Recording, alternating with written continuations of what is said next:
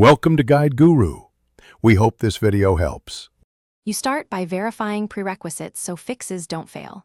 You need admin rights and an up-to-date Windows build. This ensures compatibility with security subsystems. Once done, temporarily disable any third-party antivirus because it often blocks remediation tools. Make sure you record its settings to re-enable later. Next, open Windows Security and check the Action Center messages. Prioritize items marked recommended. You will run the built-in troubleshooters and update definitions before deeper repairs. You now execute deeper repair steps to resolve recommended actions.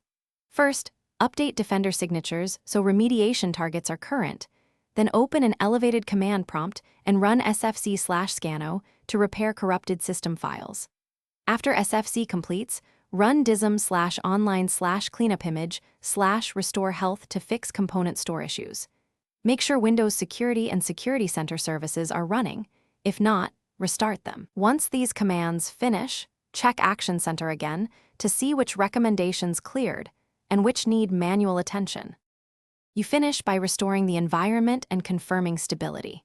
Re-enable any third-party antivirus, reboot, and rescan to ensure no conflicts remain. This validates your fixes.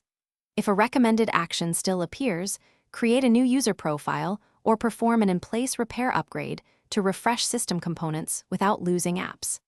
Make sure to capture Event Viewer logs for Windows Defender and Security Center before and after attempts. These logs provide the one troubleshooting clue you need to identify persistent errors.